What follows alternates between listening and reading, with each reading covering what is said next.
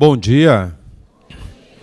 Sejam todos bem-vindos ao Sesc Belenzinho para o último dia da pré-conferência latino-americana Dignidade e Valores Humanos, uma visão da América Latina, preparatória para a Conferência Mundial sobre o Trabalho Social, Educação e Desenvolvimento Social, SWSD 2016, realizada pelo SESC em parceria com o CIBS, Conselho Internacional de Bem-Estar Social América Latina, e o CBCIS, Centro Brasileiro de Cooperação e Intercâmbio de Serviços Sociais. Lembramos que toda a programação da pré-conferência está disponível no portal do SESC São Paulo e no material distribuído no credenciamento. Informamos que este evento está sendo transmitido via internet. Acesse www.sescsp.org.br/pré-conferência e confira. Sua permanência autoriza o eventual uso de sua imagem. Solicitamos que, para as saídas durante a conferência, sejam usadas as saídas do fundo da plateia. Solicitamos que as perguntas sejam feitas por escrito e entregue para a equipe de apoio, tanto aqui na plateia quanto no balcão também. As perguntas também podem ser feitas pelo site. Daremos início à conferência Programas de Transferência de Renda na América Latina. Para a mediação, chamamos ao palco a senhora Caroline de Albanese, jornalista e voluntária responsável pelo Departamento de Marketing da instituição Amigos do Bem. Desde cedo, engajada com questões sociais, Caroline acredita na comunicação como uma forma de despertar e inspirar as pessoas para uma sociedade mais justa e solidária.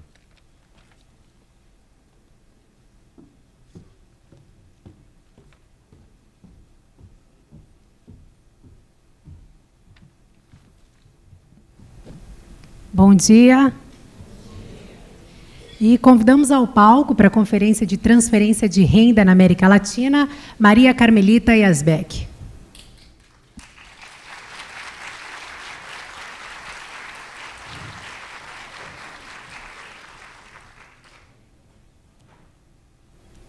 Maria Carmelita é mestre e doutora em Serviço Social pela PUC, São Paulo, e atua na universidade como docente e pesquisadora na pós-graduação em Serviço Social.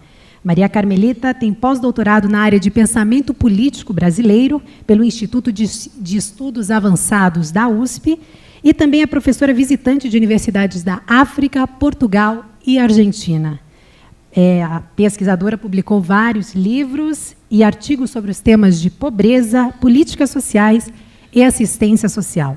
E é com satisfação que eu passo a palavra à Carmelita.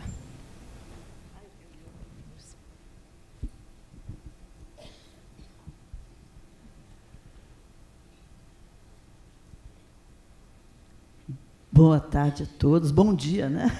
Bom dia a todos.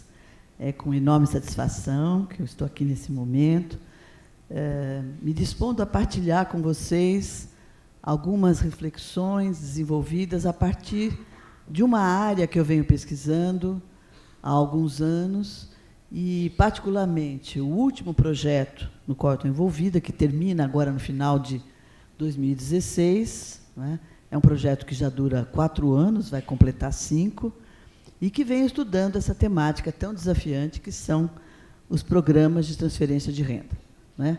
A gente tende a achar que essa é uma questão, e é de fato uma questão forte no Brasil, polêmica, não é?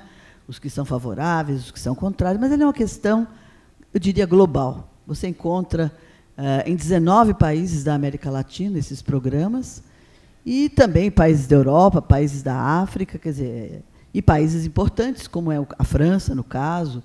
Então, não é uma questão apenas, né, do Brasil.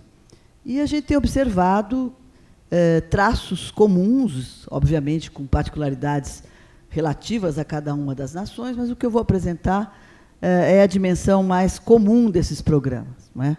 Eu acho que eu não posso ficar nessa cadeira, porque... Não, tudo bem. Porque como é que eu vou controlar o slide que está lá, não é? Acho que eu vou trocar com ela. Daí eu vejo melhor.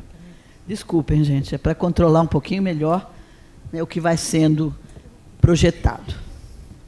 Esses dados que eu vou apresentar, uma parte deles está publicada, né, e ainda vai sair este ano um outro livro, especificamente aprofundando o Brasil, a situação do Bolsa Família, no caso, que é o grande programa de transferência de renda brasileiro, também o benefício de prestação continuada, que é um benefício constitucional, que se caracteriza pela transferência de renda para idosos e deficientes, não é? E Uruguai e Argentina, que a gente deu um corte em maior profundidade, isso também deve ser publicado ainda. Mas esse material, o livro chama-se assim, Programa de Transferência de Renda na América Latina e no Caribe, porque isso é resultado desse longo estudo de 4 anos, de muitas missões de pesquisa, muita viagem, não é? E, obviamente, os aspectos que eu vou apresentar são sempre mais gerais.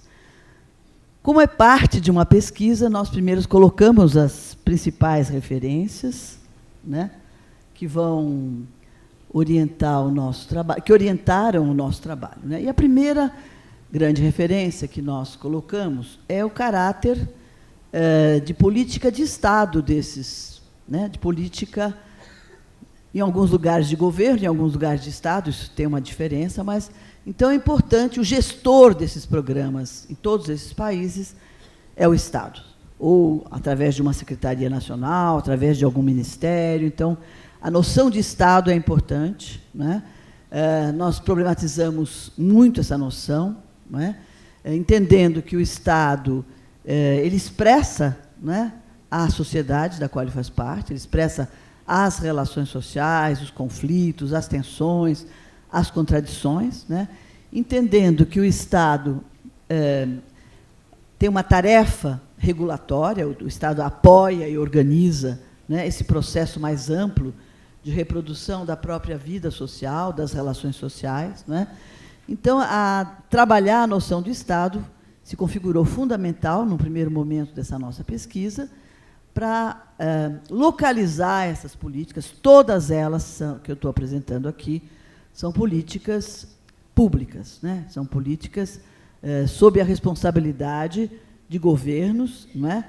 E que podem, inclusive, na sua operacionalização, desenvolver iniciativas e parcerias com a sociedade, mas a responsabilidade e o financiamento, né, desses programas é de Estado, né? Então, um ponto inicial que nós debatemos muito, porque uma coisa é chegar aqui e colocar a nossa concepção, e você sabe que há concepções, há polêmicas, né? Você pega autores que dizem, não, o Estado, Marx, por exemplo, é o comitê executivo da burguesia, não é? Aí tem as vertentes francesas, quer dizer, então nós escolhemos essa compreensão de Estado que eu estou colocando aqui, né? Ele é uma instância que reproduz a vida social, as tensões, os interesses. Ele é um microcosmos da sociedade, né? Então, no próprio interior do Estado, há disputas, claro que ele é hegemonizado, né, sob uma vertente, ou uma tendência, um partido, né, se a gente quiser usar o discurso mais atual, mas o Estado sempre incorpora os interesses em conflito da própria sociedade. Então, essa foi nossa primeira problematização, tem capítulos sobre isso, etc., né? E bati o olho no último item, quer dizer, essas relações que o Estado apoia, elas não são homogêneas nem tranquilas, né? Basta olhar o Brasil hoje, não é? Quer dizer, elas são sempre assimétricas, não é? E essas relações, né, elas interferem, né, no processo, tanto elas são funcionais ou interferem no processo maior de reprodução da própria ordem capitalista, como elas atendem aos interesses daquela camada da sociedade, né, que eu, do ponto de vista teórico, veio trabalhando como classes subalternas da sociedade, né, numa linha do Gramsci. Bom, então, uma outra categoria teórica que nós trabalhamos, né, é a própria concepção de política social, né? O que são as políticas sociais? Como é que elas surgem, a que elas respondem, que necessidades sociais elas respondem, né? E nós sabemos que há a experiências históricas de um grande desenvolvimento de políticas sociais, como foi o caso, não é, do welfare state europeu, políticas universais, políticas de excelente qualidade, né? E como há países, como é o caso dos países africanos, onde as políticas são muito precárias, muito frágeis e praticamente inexistentes. Então, as políticas sociais, né, elas também respondem a interesses diversos, né? Elas são tanto funcionais ao próprio Estado, né, aos interesses da ordem societária que tem domínio, quanto elas atendem a necessidades muito concretas da população. A população reivindica políticas sociais. A população pede políticas sociais. E as políticas vão surgindo, expressando essas pressões da vida social. São conquistas da classe trabalhadora, são conquistas, né, da população que busca ter atendidas as suas principais necessidades, né, e que muitas vezes não tem outro recurso senão utilizar aquilo que é oferecido na esfera pública, né, oferecido a todos, né, indistintamente. Obviamente, as políticas sociais não são neutras, né? As políticas sociais, elas são campo de disputa política, né? Há momentos em que essa disputa é muito forte, é muito clara, e você, né, percebe as pressões da sociedade reivindicando mais saúde, né, reivindicando educação, habitação, né, e todas as necessidades humanas fundamentais. Então, as políticas, elas não são respostas neutras, elas resultam dessa pressão da sociedade, dos interesses da sociedade, né, que gostaria de ver sendo respondidos e atendidos, né, esses seus interesses e essas suas necessidades. Então, elas não são neutras, né, elas pendem para um lado ou para o outro no momento da sociedade. A transferência de renda é o tema polêmico, porque a gente escuta, né, pessoas que dizem assim, é esmola para o povo, deixa que a sociedade se vire e dê, né, porque o Estado tem que interferir, gastar dinheiro público, né? Você ouve desde esse argumento até alguns que dizem, não, as pessoas têm direito mínimo, né, a um mínimo de atendimento das suas necessidades para sobreviver com dignidade, né? E, pelo menos, como dizem alguns dos que utilizam esses programas, pelo menos é o prato de comida na mesa, né? Então, você ouve várias polêmicas, em qualquer roda que você esteja na vida social, você escuta, não é? Os pró e os contra, não é? E se colocando, inclusive, politicamente diante disso, né? Essas políticas, elas só podem ser pensadas, só surgiram como uma resposta do Estado à chamada questão social. Essa categoria, questão social, ela tem um amplo suporte teórico no debate da formação aqui dos profissionais de serviço social, dos assistentes sociais, né? Porque, nas análises da profissão, nós sabemos que uma das razões da emergência de uma profissão como essa, né, na sociedade latino-americana e brasileira, nos anos 30, né, ela tem a ver com a emergência da sociedade industrial, né, e com o surgimento da classe trabalhadora que ingressa no cenário político reivindicando o reconhecimento de seus direitos. Nós sabemos, por exemplo, que na história da industrialização, globalmente colocando, os primeiros trabalhadores sofreram muito, né? E isso a gente observa no cinema, na literatura, né? Volta e meia a gente vê como era possível, né, trabalhadores sem jornada de trabalho, crianças trabalhando, né, mulheres grávidas trabalhando 10, 12, 15, 16 horas, né, sem nenhum sistema protetivo. A mulher tinha a criança, 2 dias depois ela já estava na máquina, né? As crianças muito pequeninas, que muitas vezes eram mutiladas. Bom, isso a gente conhece até pela literatura, mas o que eu estou querendo assinalar é que a condição de vida desses primeiros trabalhadores, né, era de extremo pauperismo, extrema precarização, né? Ontem eu estava dando aula sobre isso, eu lendo um texto que descrevia os bairros londrinos do início da sociedade industrial, a miséria que era, né, a moradia dessa primeira classe trabalhadora é indescritível. Não havia saneamento, não havia né? Havia porões cheios de crianças, de idosos, não havia nenhum recurso que apoiasse essa emergente classe trabalhadora que vivia nesse extremo pauperismo. Claro que isso não fica assim, e aos poucos, né, os primeiros trabalhadores vão se organizando, tanto em sindicatos como em partidos, e começam a reivindicar um respeito mínimo, né, às suas condições como seres humanos, né? Então, aí vem todas as legislações protetivas, e no caso brasileiro nós sabemos que a primeira legislação protetiva, né, vem no governo Vargas e vem vem como CLT, né, a nossa tão frágil CLT, mas que é tão importante para quem vive do trabalho, né, para aquela classe que vive do trabalho, ter garantido uma proteção no adoecimento, no nascimento, né, então tudo aquilo que a CLT assegura, né, foi uma conquista brasileira, como foi no mundo inteiro, né, o resultado, né, de pressões dessa classe que vive do trabalho. O Robert Castel diz, falando da França, que é a mesma coisa, né, que a moderna seguridade social, como nós a conhecemos, o sistema protetivo social moderno, é fruto do reconhecimento do valor do trabalho e dos trabalhadores. Então, tem uma história aí, né, que a gente não vai colocar aqui, nem é nosso objetivo, mas a seguridade, como nós a conhecemos, as políticas de seguridade, né, que são diferentes em cada país. No Brasil, nós temos a saúde, a previdência e a assistência social, mas em outros países você tem a saúde, a previdência, a educação. Quer dizer, isso varia, né, de acordo com as realidades nacionais.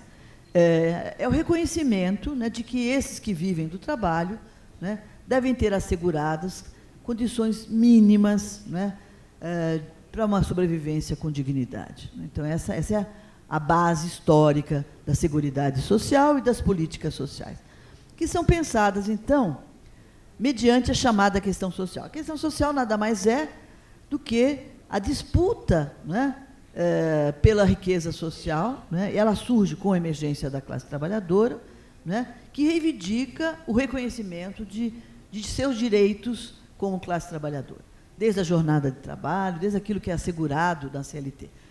Uma etapa que precede isso e que gerou uma enorme pauperização, a qual eu estava me referindo, era uma etapa sem nenhuma regulação, né? Sem nenhum controle, sem nenhuma fiscalização. Era quase uma barbárie, né? Quantidade de pessoas. E mesmo hoje, né, nós sabemos que muitos trabalhadores são super explorados. Nós temos ainda, lamentavelmente, trabalho escravo, nós temos ainda, né, trabalhadores da cana que morrem, né, pela exaustão do trabalho, né, de cortar 45 toneladas de cana. Então, você tem, apesar dessa legislação, você tem, né,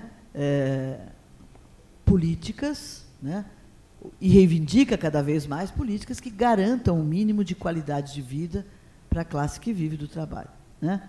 Bom, então, essas foram as primeiras referências. Nós discutimos muito a questão social. Estou contando um pouco quase que o caminho da pesquisa, né? A questão social, ela se expressa pelas desigualdades, né, engendradas pelas relações sociais do capitalismo, sem dúvida, né? É com a emergência da ordem capitalista que você tem a clareza, vamos dizer, dessa desigualdade estruturante, né? E as expressões...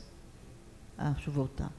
As expressões da questão social, elas mudam, né? Eu comecei a falar de um extremo pauperismo dos primeiros trabalhadores. Se a gente for para a Europa dos anos do estado de bem-estar social, você vai ver trabalhadores com direitos reconhecidos, com boas condições de moradia, com acesso à universidade, à educação, né? Então, as expressões mudam historicamente. Em momentos de crise, momentos de desemprego, você passa a ter pessoas que até então conseguiam subsistir com o seu próprio salário, recorrendo às políticas protetivas, recorrendo à assistência social, recorrendo à educação pública, à saúde pública, etc., né? Apesar de toda a precariedade das políticas sociais. Elas são imprescindíveis para a sobrevivência, principalmente da classe que vive do trabalho, né? A manutenção do sistema de saúde privado, a gente sabe que é praticamente inacessível, né, àqueles que vivem do seu salário. E a gente sabe também né, o quanto cotidianamente a gente tem que brigar, a palavra que é essa, né, para manter as conquistas já feitas, né, para não privatizar a saúde, para não precisar pagar o que não deveria ser pago. Então, isso é uma história que continua, inclusive, nos dias de hoje.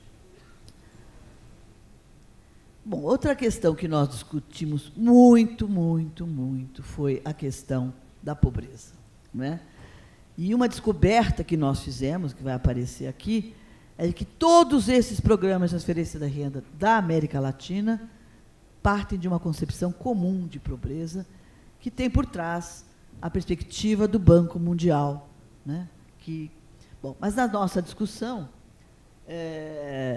nós partimos, então, de que a pobreza e a desigualdade são expressões da questão social, né?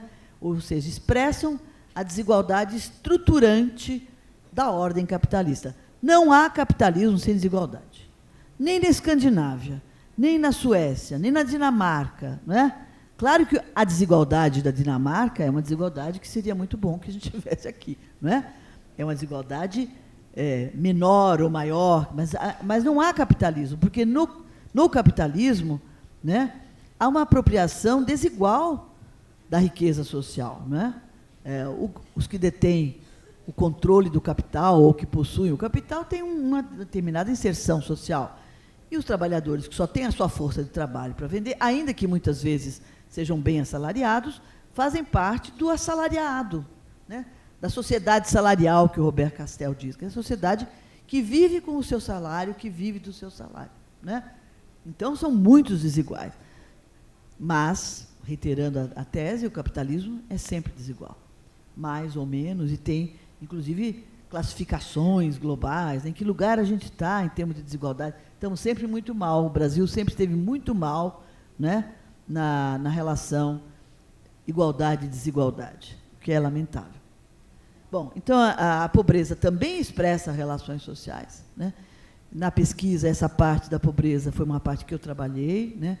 Mostrando, claro, a pobreza expressa um lugar social, quer dizer, ela não decorre apenas não, isso apenas é até perigoso usar a palavra, mas muitos dizem, são pobres porque são preguiçosos, vagabundos, não é, a pobreza não é isso, né? Ela expressa um lugar que você ocupa na vida social, um lugar onde essas pessoas são desqualificadas por todo o seu modo de vida, por suas crenças, né? Os pobres tendem a ser, os pobres aqui entre aspas, porque, na verdade, eles estão expressando uma organização social, onde muitas vezes eles sobraram, né? Onde muitas vezes eles não têm lugar, não têm trabalho, né?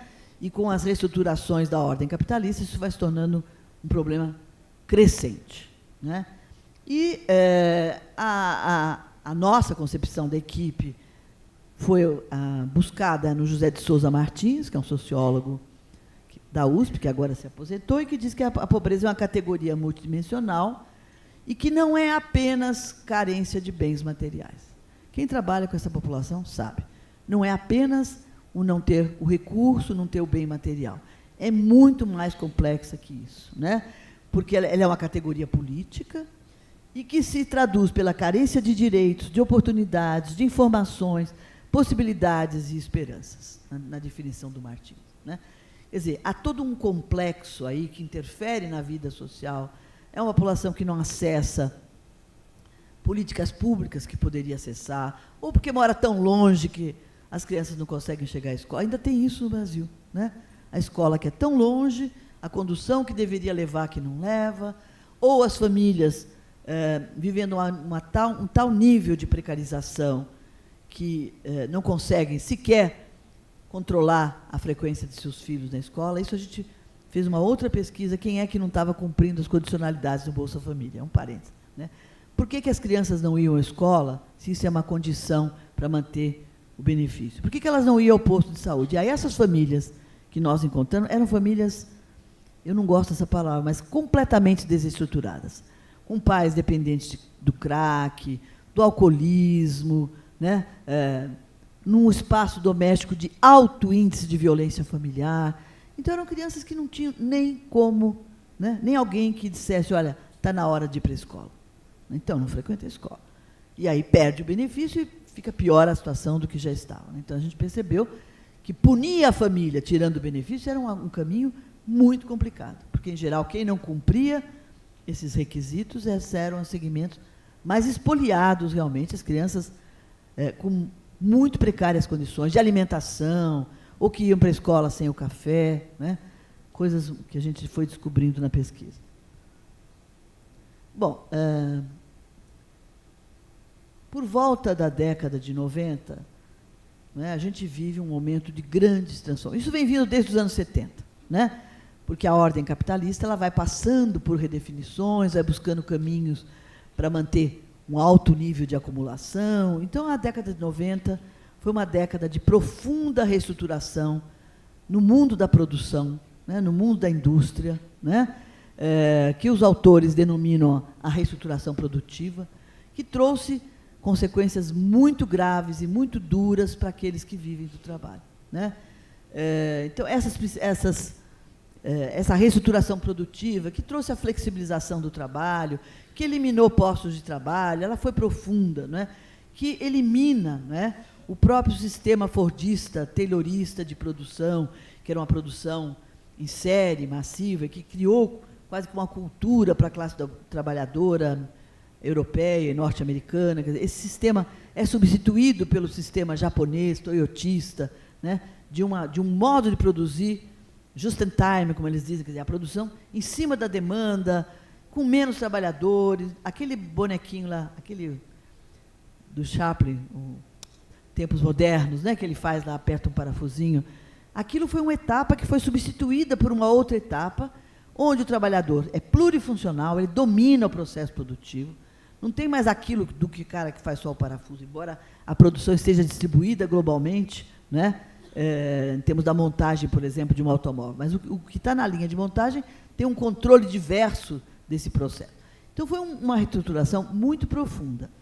E ela se fez acompanhar de uma expansão, de uma outra forma de acumulação, que é a financiarização, né? Que é o investimento crescente na área financeira. Não que não existissem, as bolsas existem, basta lembrar que em 29 elas quebraram, né? Então, isso é uma prática antiga, mas a explosão do capital financeiro, ela é muito grande nos anos 90, na década de 2000 e ainda hoje, né? Quer dizer, é o dinheiro fazendo dinheiro, né? Num processo crescente. Enquanto a gente está dormindo, o dinheiro está se reproduzindo e criando mais dinheiro, né? E num momento em que a produção industrial se redimensiona, né, elimina trabalhadores, dispensa trabalhadores, criando aí sobrantes, né? Criando trabalhadores que não têm lugar para o trabalho. Então, esse movimento que começa na década de 90 e que chega, né, até os dias de hoje, ele traz algumas gravíssimas consequências globais. Desemprego e precarização do trabalho, né? Trabalho precarizado é o trabalho que, às vezes, é até formal, às vezes é até, no caso brasileiro, com carteira, mas é o trabalho de um salário mínimo e meio, né? Na Europa, né, a explosão do desemprego foi assustadora na década de 90. Né? Você teve ali, e tem até hoje, né, um índice de desemprego europeu assustador, de mais de 25% na Espanha, por exemplo. O sul da Europa, Grécia, Espanha, Portugal, né, assustadoramente alto esse nível de desemprego. E um desemprego que alcançou, inclusive, a juventude que tinha escolaridade, que tinha completado a sua universidade e que foi esticando, né? Eu completo graduação, faço pós-graduação, o pós-pós, porque eu não consigo ir para o mercado e fico estudando. Isso aconteceu muito fora do Brasil e também no Brasil. Então, consequências dessa reestruturação são o desemprego e a precarização, a flexibilização do trabalho, né? Que é uma crescente partilha do trabalho, inclusive de uma forma interdisciplinar, que tem aspectos positivos, mas tem um trabalho flexibilizado que vários trabalhadores podem dar conta e acabam subsistindo no trabalho aqueles que têm maior qualificação. Né? A subalternização do trabalho à ordem do mercado. É o mercado que diz. Né? Porque, nesse momento, avança o ideário neoliberal, né? E é o mercado que diz, né, o que ele precisa, que trabalhador ele quer e qual é o trabalhador que vai sobrar. Então, há uma desestabilização muito grande e uma grande insegurança daqueles que vivem do trabalho, né? O Robert Castel diz assim, pior do que o desemprego é a instabilidade. Hoje você está empregado, amanhã pode ser que você não esteja, né? Isso veio na década de 90 e veio para ficar, né? Essa insegurança e essa instabilidade, ela é muito grande, né? E as classes trabalhadoras experimentam uma intensificação da sua exploração. Tem alguns autores brasileiros que vêm estudando não só a precarização do trabalho, né, como a intensificação do trabalho, né, inclusive na área dos serviços. Hoje, um assistente social ou um psicólogo que trabalha em determinados postos de lugares, em determinadas políticas, ele tem metas a cumprir, né, e não conseguiu cumprir, leva para casa e tem que fazer, né? Então, é uma intensificação daquilo que você vai extrair do trabalhador. É muito forte isso também, em várias áreas, né? Bom, de um lado, então, o mundo do trabalho sofreu e vem sofrendo mudanças assustadoras, né?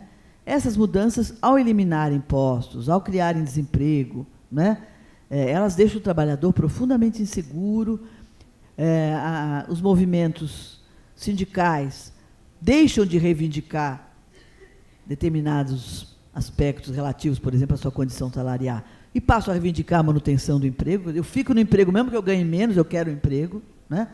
Então, essas mudanças elas são muito profundas na ordem do trabalho, né? Elas deixam o trabalho fragilizado diante dos interesses da ordem capitalista, né? Alguns autores europeus chegaram ao excesso de dizer, olha, acabou o trabalho, é o fim do trabalho, né? E não é o fim do trabalho, porque o trabalho, do ponto de vista humano, ele é ontologicamente fundamental, né? O homem se realiza, né, pela transformação da natureza, pela transformação dele próprio, né? Então, o trabalho é parte da vida humana. Mas atravessou e vem atravessando uma enorme crise. O que vai acontecer, então, com o sistema de proteção social?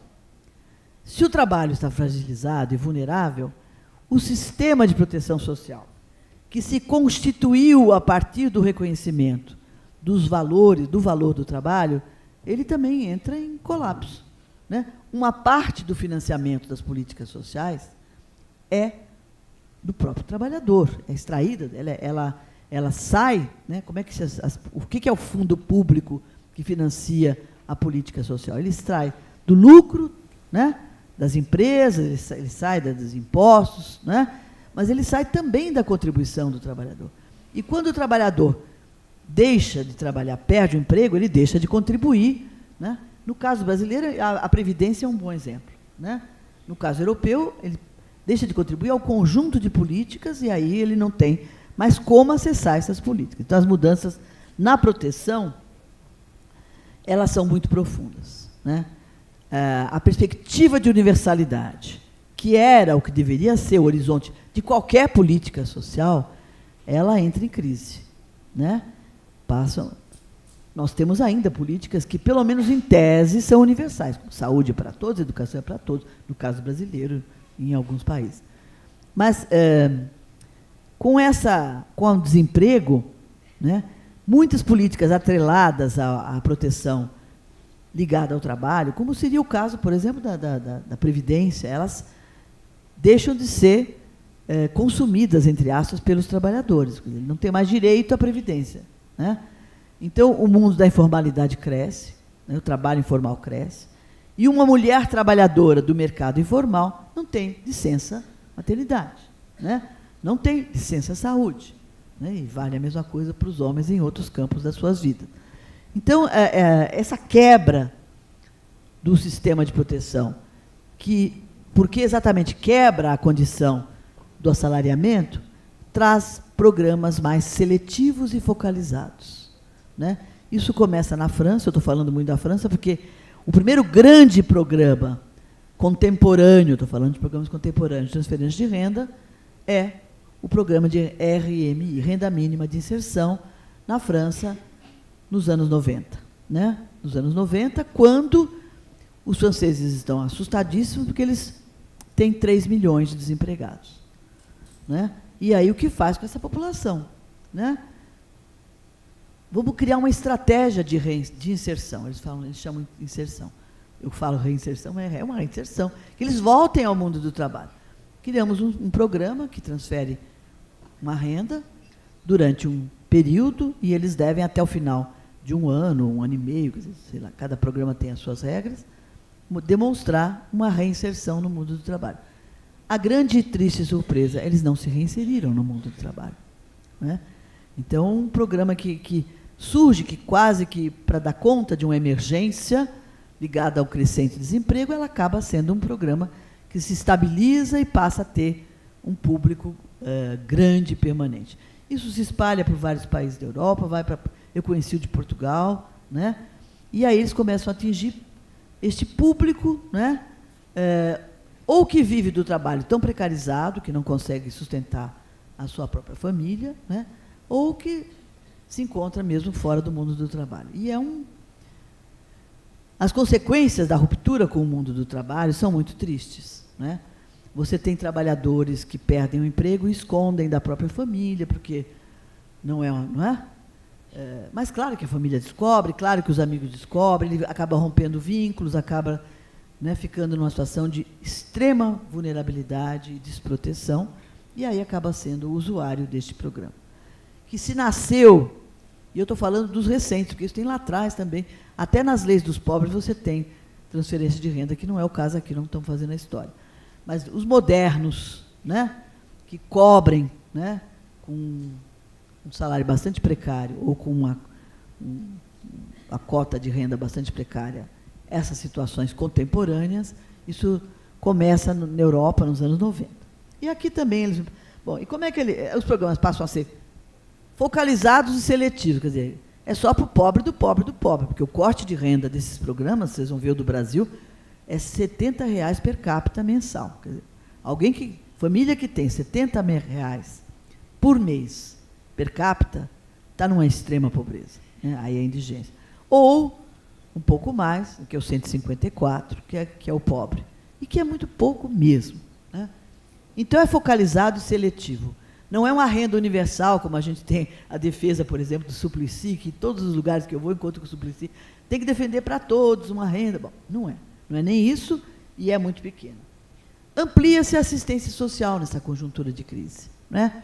Amplia-se a assistência social e, na estruturação atual da política de assistência, nós temos, nos centros de referência de assistência social, que atendem a população em todos os municípios do país, nós temos a gestão, a administração de um programa, como é o caso do programa Bolsa Família no Brasil. Né? E volta a filantropia. Volta a filantropia, uma vez que o Estado não está dando conta, ressurgem práticas filantrópicas absolutamente heterogêneas. Daria uma outra conversa aqui, uma análise do perfil atual do chamado terceiro setor. Você tem desde fundações empresariais, né, que movem muito dinheiro, né, e que prestam serviços, inclusive, de qualidade.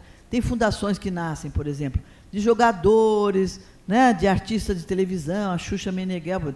Há muitas dessas fundações. Né? Você tem ONGs de diversas naturezas, né, e de diversos perfis, algumas que prestam serviços de qualidade, e você tem a rede antiga, né, as entidades tradicionais prestadoras de serviços sociais. O Lar Santa Teresinha do Menino Jesus, que tem mais de 100 anos, todos eles hoje se alinharam nesse processo de tentar dar conta do quadro gerado por essas mudanças no mundo do trabalho, que foi um quadro muito preocupante. Bom, o que eu estou querendo colocar aqui também, ao problematizar tanto políticas, Estado, etc., é que há uma grande relação entre as transformações que vão ocorrendo na sociedade capitalista contemporânea e aquilo que ocorre nas políticas sociais. Se as políticas sociais, e o nosso grande sonho era que elas fossem universais, como eram na Europa, elas passam a perder esse caráter de universal e elas vão se tornando, né, mais focalizadas e seletivas. Porque rompeu a relação trabalho e proteção, aquela que eu estava me referindo. Quer dizer, era pelo trabalho, pela minha condição de trabalhador, que eu tinha garantido e assegurada, né? E você encontra trabalhadores hoje ainda que têm o maior orgulho da carteira, né? Mostra a carteira, eu sou um trabalhador de carteira, porque a carteira ali é um símbolo de um sistema protetivo ligado à sua condição de trabalhador, né? Então, isso há uma ruptura nesse processo e as políticas se recompõem, né? A universalidade das políticas entra em crise no mundo europeu, nós não vamos discutir aqui, mas a gente sabe como tem sido difícil, embora os países estejam brigando. Os franceses são um exemplo incrível. Se você tirar 2 anos da aposentadoria, eles param a França. Você vê na televisão, né? As periferias de Paris pegando fogo mesmo, porque há uma resistência enorme a qualquer mudança. Na França, eu também vi isso em Portugal, na Espanha, quer dizer, são conquistas históricas que começam a ser desmontadas, né?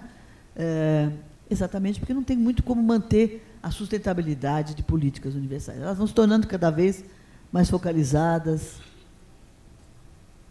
Bom, aí elas trazem, além de tudo, a lógica do workfare, da contrapartida. Para receber, tem que fazer alguma coisa, né? Para receber, tem que fazer alguma coisa. A sociedade tem muita dificuldade a sociedade aí tem dificuldade de lidar com alguém que receba algum benefício sem ter feito nada em troca. Mesmo que ele tenha 90 anos, mesmo que ele seja deficiente, como, né? Não tem nenhum trabalhinho que ele possa fazer. Então, tem uma coisa perversa também na sociedade, né? Bom, então, as políticas sociais que fizeram da cidadania a justificativa para o acesso universal, né? Quer dizer, por que todos têm direito? Porque são todos cidadãos, né? E numa linha como o desse seminário, porque todos têm uma dignidade como seres humanos. Bom, isso dança, né? E surgem políticas focalizadas para o pobre do pobre do pobre, né? Que vai ser absolutamente inspecionado, visitado para ver se é pobre mesmo, né? Ele está dizendo a verdade ou ele está me enganando? É muito ruim isso. Mas vocês sabem disso, né? E tem, se tiver assistentes sociais aqui, eu sei que tem, né? A gente vai fazer a visita para ver se é pobre. Em vez de fazer a visita para chegar mais perto da vida das pessoas, né? Você vai lá fiscalizar, né? Eu descobri que ela comprou uma geladeira. É muito complicado, né? E a Lena Lavinas é uma pessoa que muito a gente usou, ela é uma economista, ela diz assim: multiplicam-se as condicionalidades. E a finalidade do workfare, que é da contrapartida, não é civilizatória, nem de preservação de valores morais do trabalho, como quer fazer crer o pensamento conservador, senão a violência que torna compulsório aceitar qualquer emprego, ainda que indigno, mal remunerado e precário, aceitar, portanto, um novo padrão laboral desfavorável aos trabalhadores em troca do direito à sobrevivência, né? Ela é uma grande economista e ela tem estudado as situações. Bom, aí tem uma outra coisa dela que eu vou ler. A novidade inquietante, após um século de construção de sistemas universais de proteção social, não no Brasil, mas na história da humanidade, né, é que a política social passa a operar junto aos incapazes de viver exclusivamente de seu trabalho, porque a precarização do emprego e das condições de trabalho lhe roubam esse direito. Nega-se, assim, um século de construção de um sistema universal de proteção para retornar ao Estado cuidador dos pobres, a um custo, essa é a surpresa, relativamente barato. Basta recordar que na América Latina, onde esses programas se espraiaram praticamente por todos os países, a despesa com eles não ultrapassa 0,6% do PIB, né? Então, se gasta pouco, se faz um trabalho político danado em torno disso, né? A questão social, né? Ela também se redefine, né? E esse processo, né, de implantação de políticas mais focalizadas para o pobre do pobre do pobre, ele contou com a formulação decisiva das chamadas agências multilaterais, o FMI, o Banco Mundial, e necessitou de uma operação político-ideológica que passou a abordar a pobreza fora dos confrontos entre capital e trabalho. Se antes você tinha conquistas dos trabalhadores e a proteção porque eram trabalhadores e eram imprescindíveis, né, Aí esse processo foi despolitizando a perspectiva, né, da classe e criou o pobre, uma figura assim, né, o pobre como se ele não tivesse uma origem de classe, como se ele não resultasse da questão social.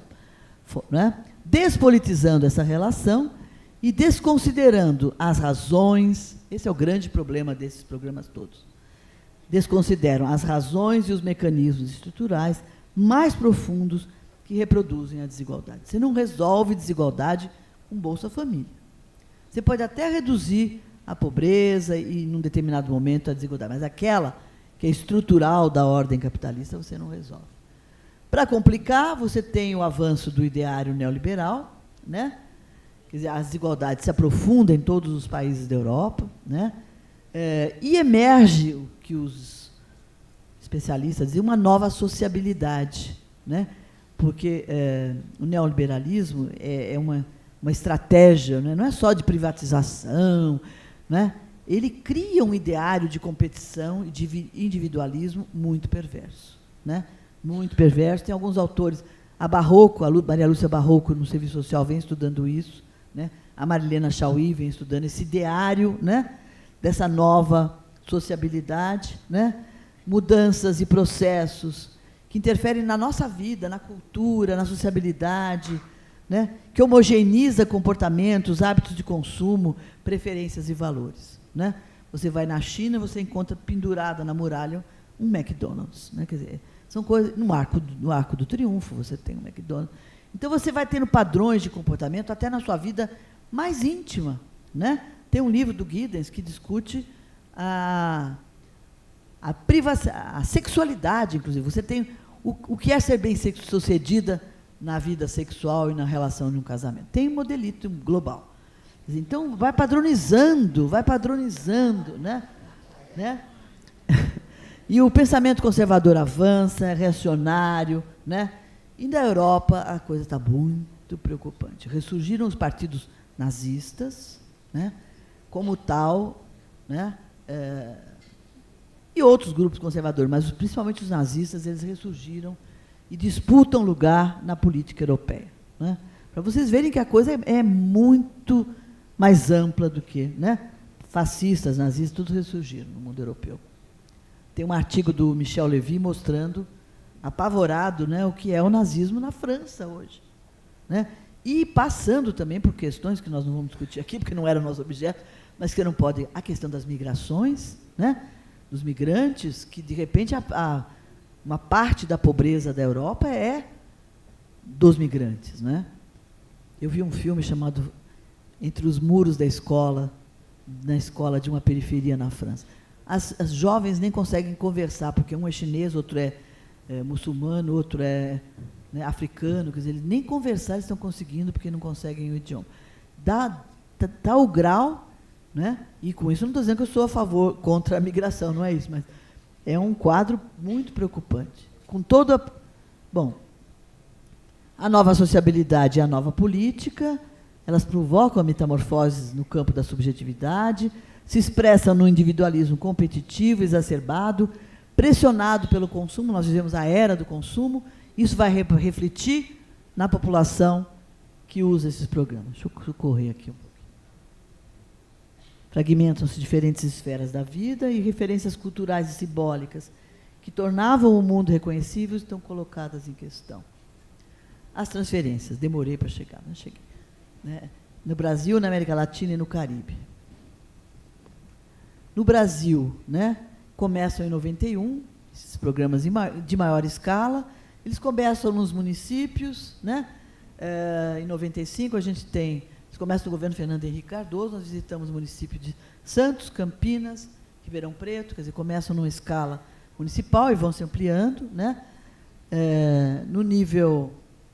Em 2001, começam os federais, há uma infinidade de programas federais que depois vão ser juntados no chamado Bolsa Família. Tem o Bolsa Gás, né? Bolsa Escola, bom, eram muitos programas que, de repente, a partir de 2001, começam a proliferar e que depois são reunidos no Bolsa Família. Tem dados legais aqui do Bolsa Família, e em outubro de 2003 ele reúne alguns programas, ele junta esses programas.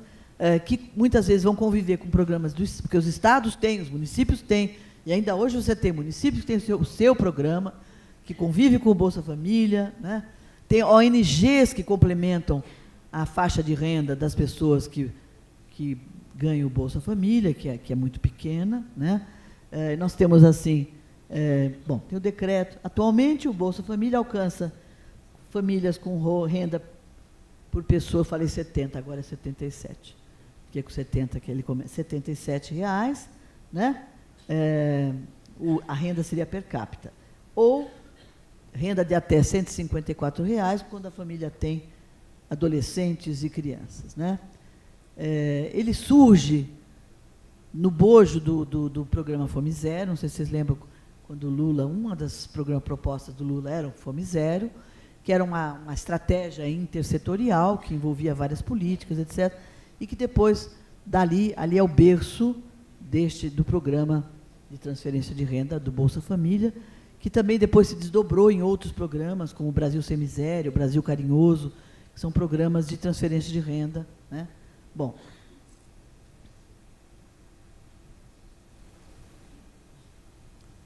a concepção de pobreza do Bolsa Família, que é muito semelhante à concepção de pobreza de outros programas da América Latina, esses que nós estamos estudando agora, o Uruguai e a Argentina, têm exatamente a mesma concepção, que é uma concepção plasmada no âmbito do Banco Mundial.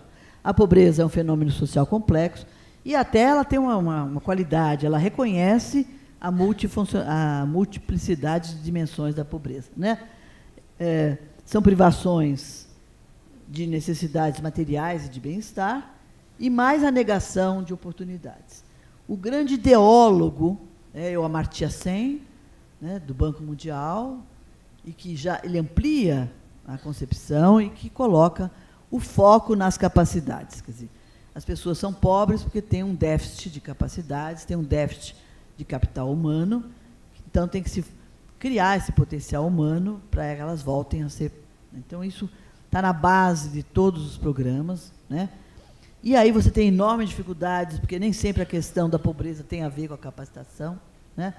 E tem a ver um pouco com a história do serviço social latino-americano e brasileiro, que diz, olha, a influência de São Tomás, que dizia assim, as pessoas têm potencialidades, elas precisam desenvolver essas potencialidades, né? Então, aqui tem uma concepção complicada, porque não atribui a causas estruturais à pobreza, né? E essa privação de oportunidades, de capacidades básicas, né? Ela, na sua problematização, ela situa o bem-estar como resultante de serviços e bens que existam. Claro, eu sou menos pobre se eu tenho a possibilidade ao acesso à escola, né? E eu sou mais pobre, por exemplo, que é todo um estudo da pobreza, no sentido assim, se eu moro num deserto que não tem água, ou se eu moro num lugar que não tem saneamento, isso já agrava a minha condição de pobreza, só pela ausência de serviços e recursos sociais, né? Porque o bem-estar decorre da disponibilidade de bens, né? E da possibilidade de acessar, né, esses bens mediante uma legislação e fatores econômicos que o Estado pode garantir. A crítica, que a gente já fazia ali e fez, né, todos esses programas desconsideram os limites estruturais da pobreza. Todos, né? Bom, também a gente fez um mapa de cada país, a gente tem isso. A distribuição da pobreza, né? Se você considera 100% da população norte, 16% dessa população é pobre, Nordeste 18%, Sudeste, e o Sul foi uma descoberta na nossa pesquisa. O Sul tem melhores condições, né? E não é uma fantasia.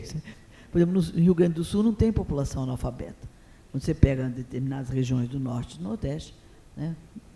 Então, nós fizemos esse cálculo aqui e utilizamos porque esse é um indicador universal, o IDH, ele pode ter alguns problemas, mas ele é universal, permite que eu me compare com a África, que eu me compare com a União Soviética, né? E o IDH é uma medida da pobreza, vamos dizer assim, que considera não só a renda, considera algumas outras dimensões, a longevidade, o quanto se vive, né? qual é a idade, a vida média do brasileiro, né? Aonde chegou a nossa escolaridade e qual é a renda. Então, ele trabalha com esses 3 indicadores e dá uma avaliação. Quando você lembra, por exemplo, que a idade média do cidadão de Angola é 45 anos, né? Nós já passamos dos 70, estamos 80, eu não sei direito. Estamos por aí. Bom, no Brasil, em 91, o nosso IDH era muito baixo, era 0,492, né?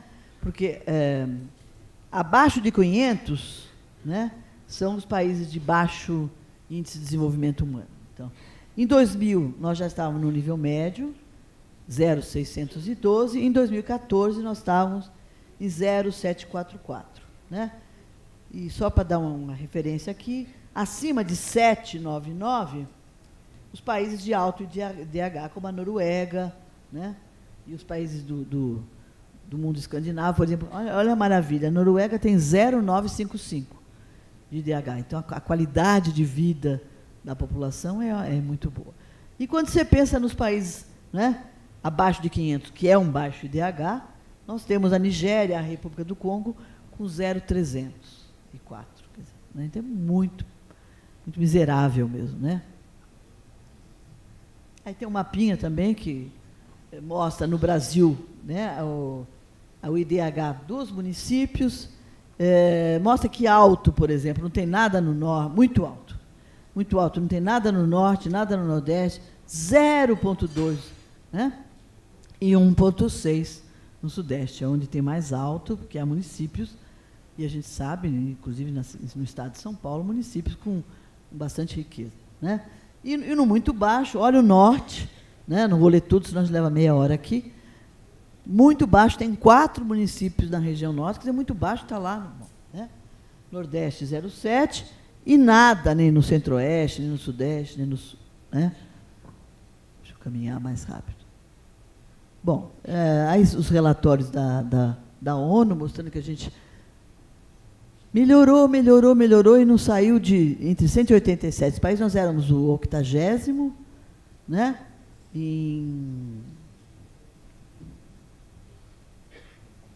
Está faltando aqui, eu vou colocar no quadro. Isso era em 2012. Em 2012 a gente ocupava o 80º lugar, e em 2013 a gente diminuiu um pouquinho, foi para o 79, continua muito mal na comparação. Né? Na América Latina, o Chile é o que tem o melhor, né, condição, depois Cuba, que está muito bem, e a Argentina. E aí o nosso... Bom, eu quero entrar nos diversos países. Bom, claro que há toda uma história que mostra essa pequena diminuição, né, pequena melhoria, vamos dizer, que vem um processo desde a Constituição de 88, né, que alguns autores colocam, é uma verdadeira marcha estruturadora de políticas. Né? Com a Constituição, você tem o reconhecimento de direitos e toda uma legislação, né, orgânica, o ECA, a LOAS, o SUS, né, que a Lei Orgânica da Saúde, a continuidade da estabilidade monetária, que era uma questão aqui até o ano passado, né? Maior expansão econômica, ampliação das políticas, elevação real do salário mínimo, ampliação de crédito popular, reformulação de programas de transferência de renda. Então, essa era a justificativa que o IPEA dava naquele momento. Aí o Bolsa Família, ele atendia em julho de 14.204.000 famílias, com um repasse de 2.400.000.000, né? E investimento anual de 24, é muito dinheiro e pouco impacto, né? 24 bilhões. Mas é no caso aqui é 0,46 do PIB, não é? Aliviando a pobreza monetária e com alguns impactos na educação, saúde e redução, né? Com os dados que a gente tem do Ministério do Desenvolvimento Social, do Censo SUAS, né? Do trabalho cotidiano nos centros de referência. Né? Mas também houve um investimento alto na Previdência Social Rural, né? Que também é um investimento é uma política não contributiva, porque o povo rural não é contributivo, né? Que atendia em maio de 2014 9.116.000 beneficiários, num valor, olha, mais alto do que o que se gastava com a Bolsa Família, com 14 milhões. 6 bilhões, né? Porque aqui o salário é integral. E a gente ainda tem o benefício de prestação continuada, que é um programa de transferência de renda constitucional, né? Não tem quem tire, só se mudar a Constituição, espero que ninguém mexa na Constituição, né? Que atendia, em junho de 2014, 4 bilhões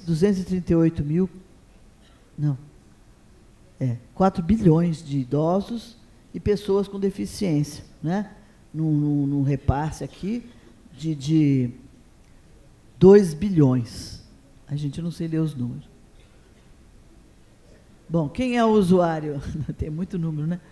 Quem é o usuário do Bolsa Família? A maioria mulher, né? Como esse é um fenômeno da maior parte das políticas sociais brasileiras, o Minha Casa Minha Vida, a chave é da mulher, os programas, né? Há uma tendência a colocar, isso também não é só no Brasil, o titular do recurso é a mulher, né? 27%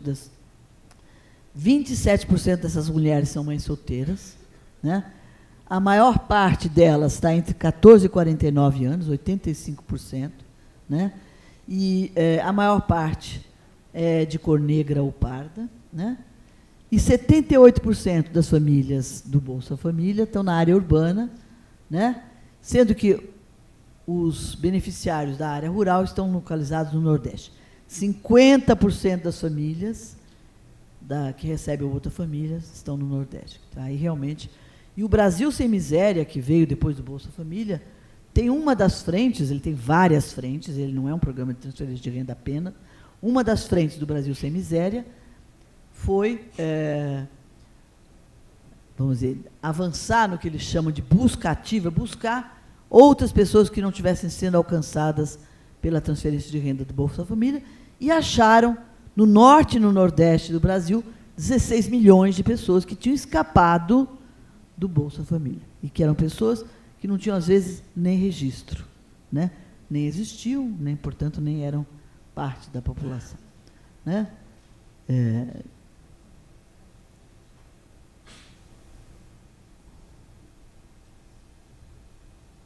Bom, aqui é um comentário nosso de que, na verdade, o direito de sobreviver com dignidade, com bem-estar, é um direito inalienável de qualquer ser humano, né? Do modo como ela vem sendo operacionalizada, ela coloca nas costas da mulher a obrigação de administrar a família com aquela renda que, em geral, é muito precária e insuficiente. Quem trabalha com Bolsa Família, acompanha as famílias, sabe a loucura que é, né, administrar uma família com aquele dinheirinho tão pouco. Há muitos limites. E os limites aqui, eu já vou apresentando, dizendo que eles não são apenas dos programas brasileiros, que em seguida eu vou apresentar. Eles são da estratégia transferência de renda. A primeira dela, né, é a adoção da renda. Limita apenas a renda, ela limita a inclusão dessa população. E os programas estruturantes, porque ele é um programa que se faz alinhado a duas políticas estruturantes, que é a saúde e a educação. O fato de você, e uma hipótese, né, orientadora do programa em toda a América Latina é assim: se as pessoas romperem o ciclo intergeracional da pobreza, porque elas vão para a escola e conservam a boa saúde, você tem uma estratégia aí de enfrentamento à pobreza, né? O benefício é muito baixo para produzir impactos positivos na ultrapassagem da linha da pobreza. As pessoas ultrapassaram.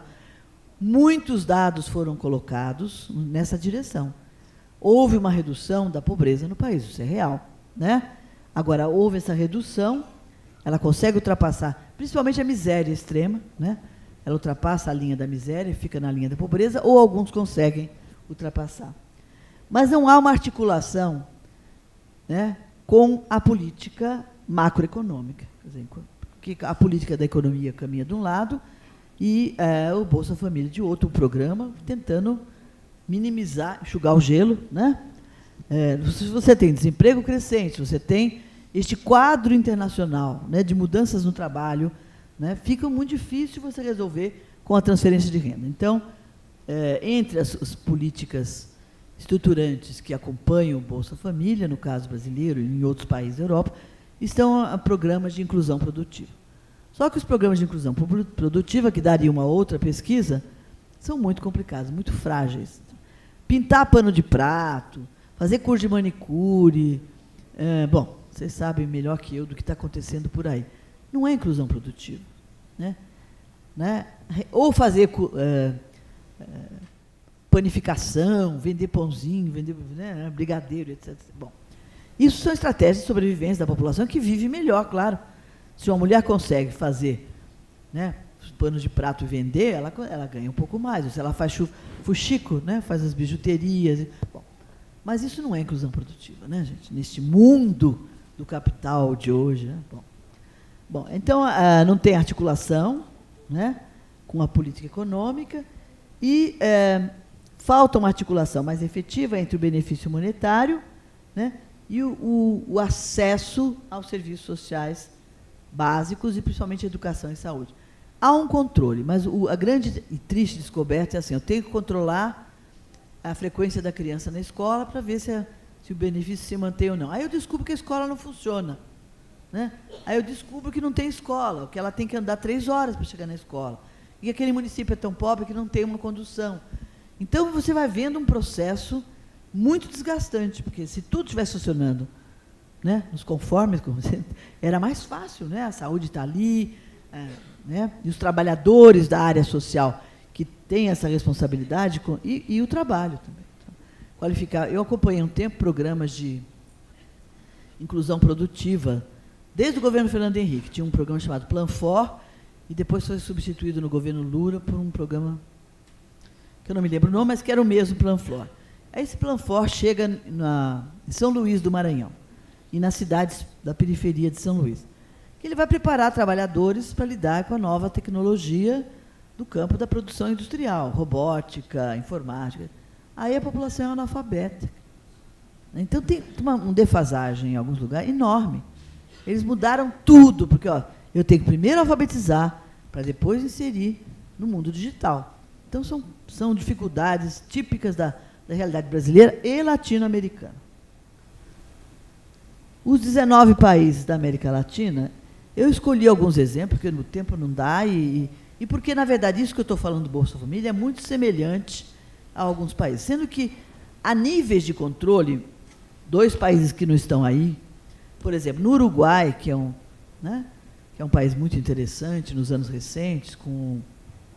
Como é que chama o presidente dele? Esqueci. Bom, mas no Uruguai é um país muito interessante. Mas quem controla o gasto da população é o próprio Ministério. Eu compro no supermercado e não podia ser assim. Né? Isso, Morrica. Isso. Que é uma figura muito interessante. Ele é muito amado lá no Uruguai. E que é um homem aberto, bom, tem toda a história da maconha, mas outras coisas interessantes. Só que o programa de transferência de renda dele, eles controlam a pessoa taco a taco. Eu compro no supermercado, a nota que eu gastei cai no Ministério direto. Eles sabem para saber se comprou pinga. Então, é uma coisa muito incompatível, inclusive, com o nível civilizatório do Uruguai, que não tem analfabetos, né? Mas tem uma coisa muito controladora e muito perversa nesses. Bom, eu citei alguns exemplos, eles são muito semelhantes, não precisam ficar preocupadas. Eu não coloquei nem a Argentina nem o Uruguai, porque eles vão sair num outro trabalho específico, mas tem traços semelhantes. Sendo que a Argentina tem uma vantagem, porque a Argentina tem um programa universal. É um programa de asignação universal para todas as famílias com filhos. Nós tivemos no Brasil, né, o salário família. Lembra o salário família? Eu nem sei se ainda existe. Preciso me informar disso. Existe. Né? Para cada família, R$14. Era assim que eu ganhava. Todos os brasileiros ganhavam. Para cada filho, 1%, que é muito pouquinho. Na Argentina é um pouco mais alto, né, e a situação é um pouco melhor. Bom, Honduras também, veja a década. Está acabando? Não, 90, bom, eu vou apresentar um ou dois. Ele é a primeira do continente, né, em Honduras, de renda condicionada. É tudo condicionado, hein, gente? É P, combater os efeitos do ajuste estrutural, porque os anos 90 foram anos de grande desajuste. Né? Bom, eles começam com... Muitos têm, assim, cupons alimentares. No Brasil também começou com o Bolsa Família, era um cupom. Depois a gente viu que não tinha sentido o cupom, etc. Né? Com contrapartida na saúde e educação. Né? Atualmente eles distribuem bônus para a população. E aí ele compôs, a partir de 2006, a Rede Solidária, que junta intersetorialmente. Deixa eu ver. O México é um clássico também da América Latina, 2002, também focalizado princípio de descentralização. Gente, eu vou passar, senão eu não termino muito tarde. Mas fica isso aqui, vai ficar aqui, né? E o importante é vocês saberem, por exemplo, que nós vimos todos, nós temos uma ficha de cada país, né? Onde foi possível alguém presente, foram alunos, que envolveu 3 universidades no Brasil, né? Envolveu a PUC de São Paulo, envolveu a Federal do Maranhão, a PUC do Rio Grande do Sul, envolveu a Universidade de Buenos Aires, a Nacional do Uruguai, que envolveu uma equipe muito grande, onde as pessoas podiam... Né? Então, veja as datas, eles unificaram, muitos partiram de programas que já existiam, a Colômbia... Professora, a gente gostaria de ficar ouvindo até tarde, né? Tá muito bom, né, gente? É um conhecimento que a gente está ouvindo durante minutos, mas imagine o tempo para se desenvolver e para se adquirir esse conhecimento, para se desenvolver essa pesquisa. Né? É muito difícil. As pessoas depois procuram. Então, isso que eu falei vale para todos. Né? E, para terminar, El Salvador, nós nem colocamos todos, porque é impossível apresentar 19 programas, né? Mas com essa todos educação e saúde, todos, né? Os programas muito semelhantes a mudanças, né? Uma coisa complicada desses programas é que eles interromperam, aonde havia iniciativas de universalização, eles interromperam. Agora, a gente nem lembra mais que a gente devia brigar por políticas universais. Quer dizer, ainda bem que ainda tem a saúde e a educação. É isso. Acho que esse é o último. Bom, ele não alcança determinações estruturais, né? Ele mantém e controla a pobreza, melhora, minimiza. Claro que é melhor viver com um prato de comida na mesa, né? Mas não consegue romper. Cria a ilusão de que se resolve a pobreza pela política. E, para terminar, esse que é o último, né? Apesar disso, né? Ah, não, ainda não é isso. Eu vou pular esse aqui. É muita coisa.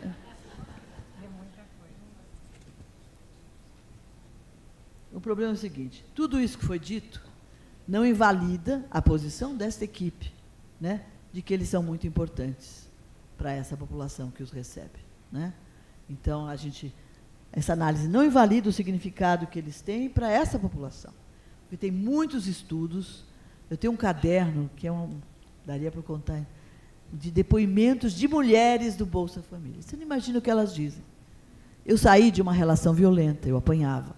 Agora eu pego meu Bolsa Família, somo com 2 faxinas e eu não apanho mais, nem meus filhos. Então, tem assim, ganhos que a gente não pode... Né? Claro que essas políticas não mudam situações estruturais, né? Mas elas minimizam o quadro de precariedade, né?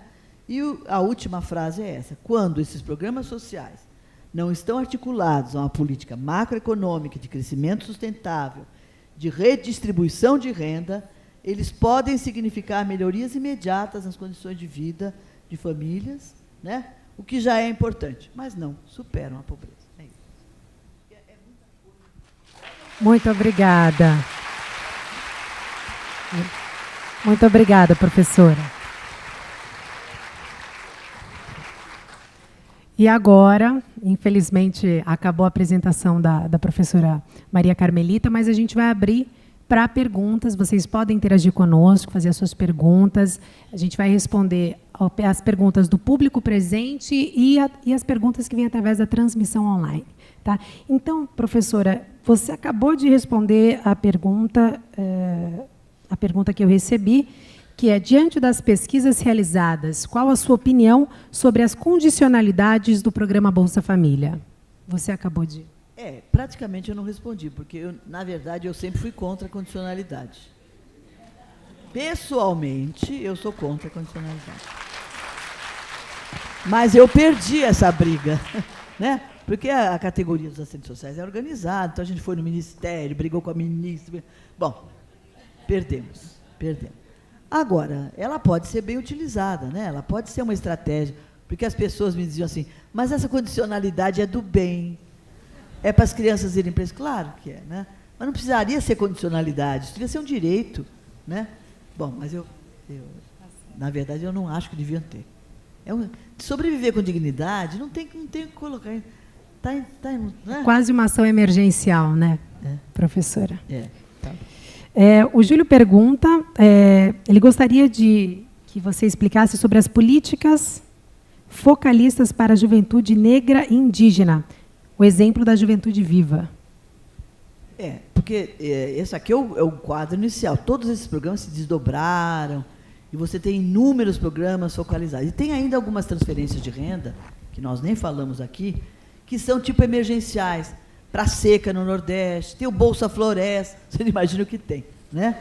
E tem os programas, mas é interessante, porque eles são, e aí, né, eu não gosto de programa focalizado, eu não separaria um programa só para o negro, nem só para o indígena. Agora, na vida concreta, na vida real, né, a gente percebeu, principalmente pela assistência social, né, porque esse programa está no campo da assistência social, que para alcançar determinados grupos, né, que eu acompanhei mais de perto, os quilombolas, os povos indígenas, né, você tem que reforçar determinadas iniciativas, né? Então, se esses programas não têm, né, não assumirem um caráter discriminatório, é a mesma discussão das cotas. As cotas são uma conquista. O que elas não podem ser é discriminatórias, né? É o programa só para o negro, é o programa só... Mas no concreto da operacionalização, você tem que dar atenção particular a determinadas situações, né?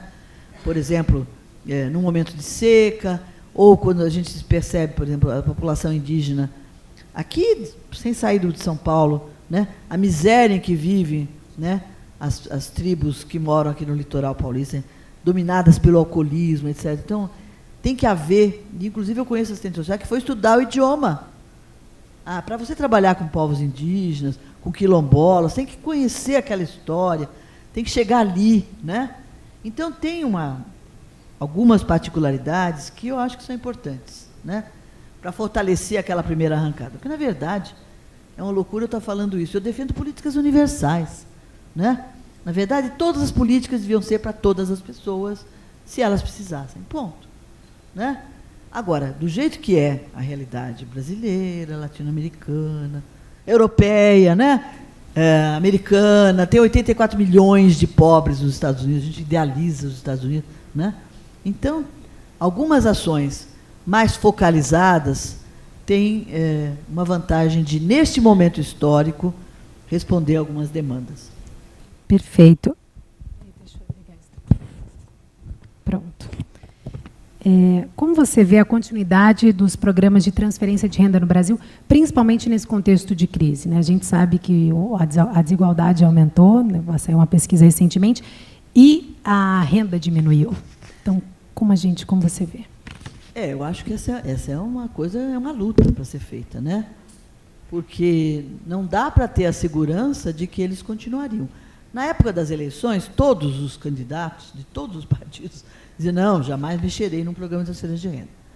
Mas a conjuntura caminhou e hoje eu tenho dúvidas, né, se alguém pode mexer ou não. Porque eles são programas do governo, né, deste governo, daquele governo.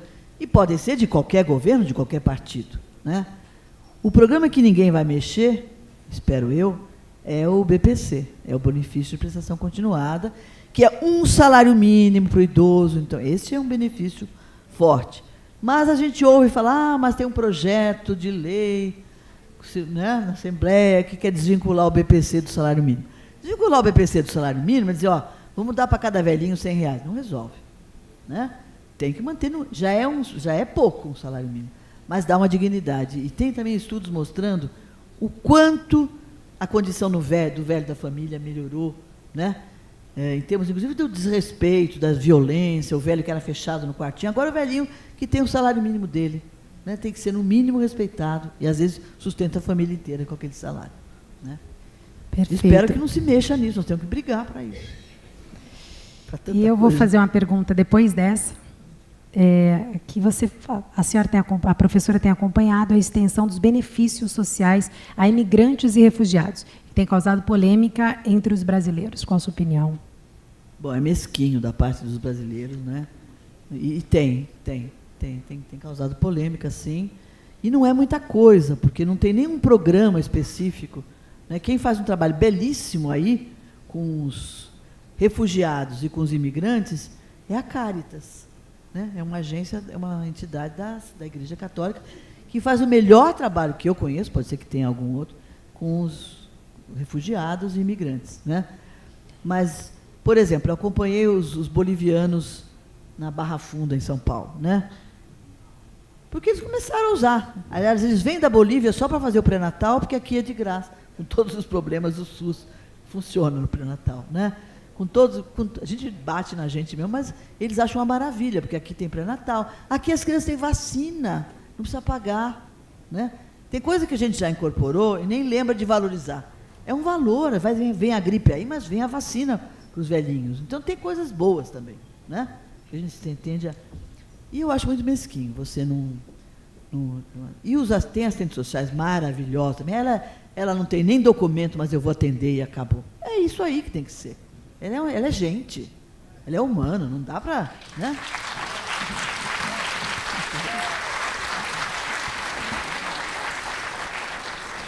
Professora, e agora uma pergunta minha. Eu sou da instituição Amigos do Bem, a gente ajuda 60 mil pessoas da região Nordeste, do semiárido nordestino, que é o mais populoso do mundo, né? Então, lá nós encontramos a miséria e a pobreza extrema, que é exatamente o que a senhora falou, você falou, que não são apenas os bens materiais, mas a carência das oportunidades e até da esperança, né?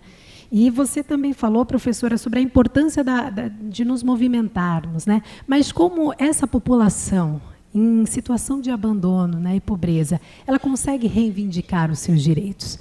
E aí eu entro naquela discussão de faz-se necessário um movimento, não apenas político, né, mas aquilo que nós, como cidadãos, podemos fazer para diminuir essa situação. Hoje nós temos 5 mil voluntários na instituição que se movimentam da forma que conseguem para diminuir essa situação. Então, eu gostaria de perguntar para você, professor, o que você acha dessa questão do movimento também social que vem de nós como indivíduos, não apenas como instituição, para diminuir essa necessidade e condição do governo atender essa demanda grande? Bom, eles são fundamentais, né? Os movimentos sociais, de um modo geral, e o trabalho na área social, ele é fundamental, não tenho a menor dúvida. O que não significa que isso desresponsabilize o Estado, né? Porque o grande responsável, desde a Constituição, tem que ser o Estado, né? A sociedade, ela complementa, embora em algumas áreas, essa que eu acabei de falar dos migrantes, não é o Estado, é a iniciativa da Igreja Católica que faz o melhor trabalho que eu conheço. Pode ser que exista algum outro, mas, sem dúvida, é fundamental, porque isso que você está falando dessa população, o passo organizativo está anos-luz, né? Porque é muita miséria, a gente não tem ideia. E a tal da busca ativa, que nome horroroso, é isso aí, está lá escondida no Rio. E o Norte e Nordeste é isso, né? E tem municípios que você fala assim, bom, como é que vai? Não tem nenhum... Conheci um município? Esqueci o nome. Bom, tem um chamado Belágua, lá no Maranhão, mas tem municípios que não tem nenhum cidadão que tenha nível superior. O padre tem nível superior, porque ele fez o seminário, tem um nível superior. Ninguém mais, né? Então, é um déficit de educação, um déficit de organização. E aí eu acho que entra o trabalho dessas organizações. E há grupos incríveis de missionários, no Norte e no Nordeste, né?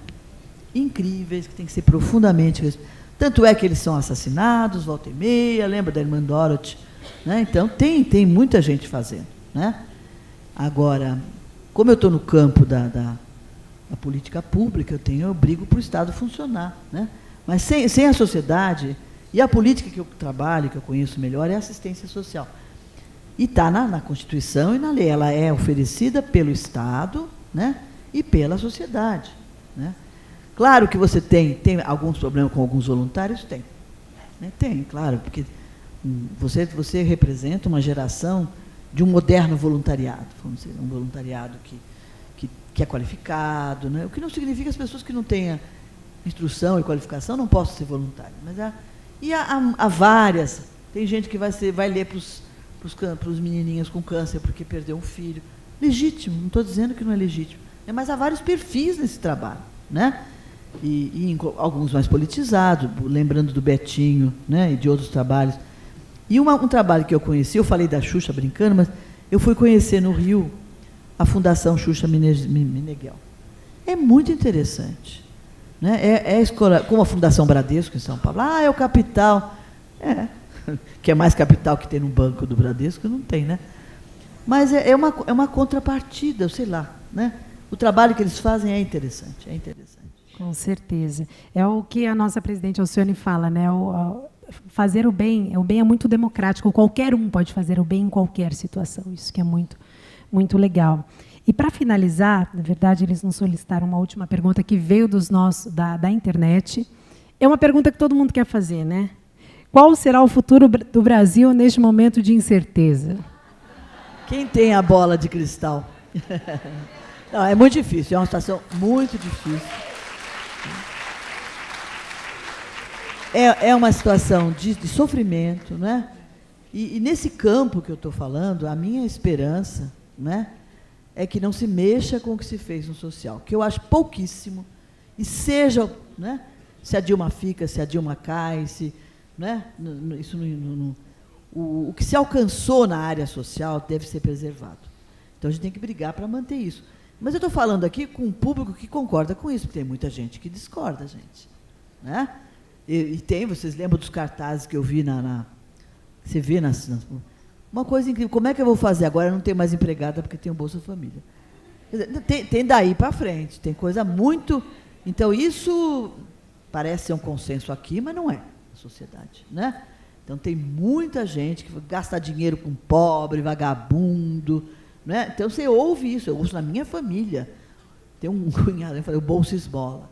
Então, é triste ouvir. Eu acho que o que se conquistou é muito longe do que se precisaria fazer neste país.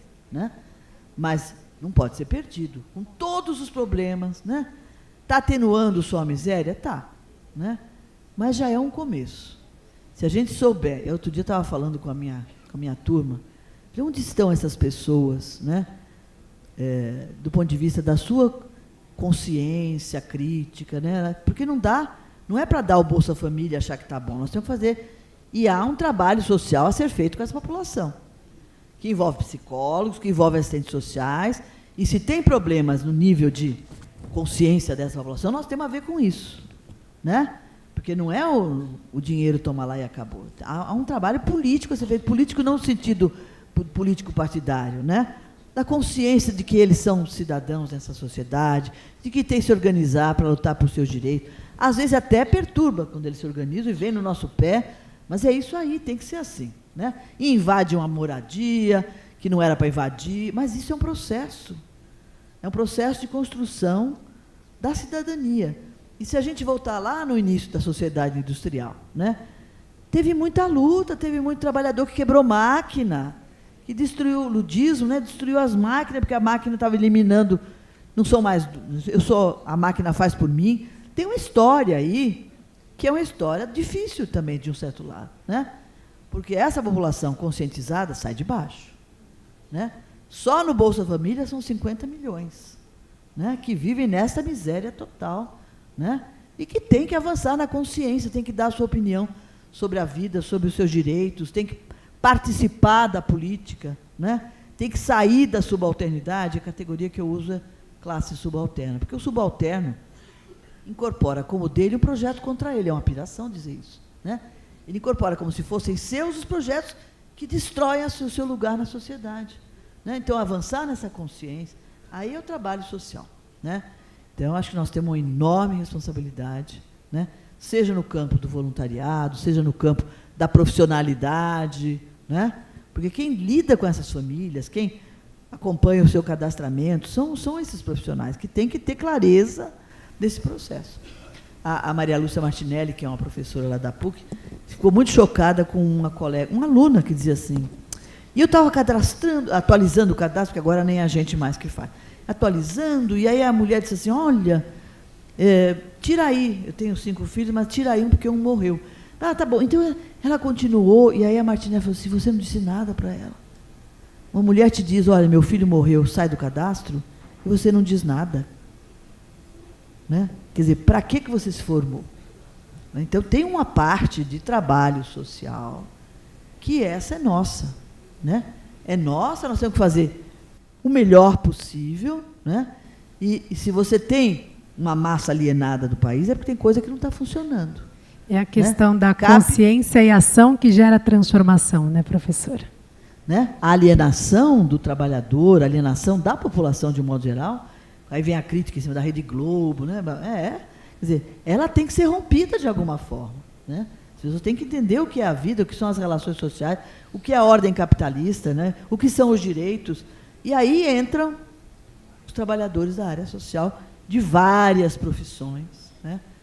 E aí eu estou falando principalmente porque assistente social e psicólogo tem que ter obrigatoriamente, legalmente, em cada conselho, cada centro de referência, cada CRAS. Nós temos que estar lá e temos que não só administrar tecnicamente bem o benefício. Não é para isso que a gente estudou, para administrar bem tecnicamente. Né? Nós temos que fazer um trabalho social no nível da consciência política, da consciência social, da luta pelos direitos. Né? Aguentar o tranco, porque quando essa população se rebela, ela vem em cima, né? E ser parceiro deles. Né? Então, é um pouco isso. Muito obrigada, professora.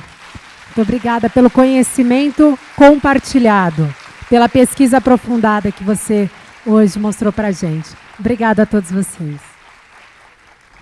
Bem, agradecemos as contribuições das convidadas e gostaria de fazer um lembrete de vocês não esquecerem de deixar o e-mail para receber os certificados que serão enviados depois via correio eletrônico, tá bom? Faremos agora uma pausa de 15 minutos, retornaremos a seguir.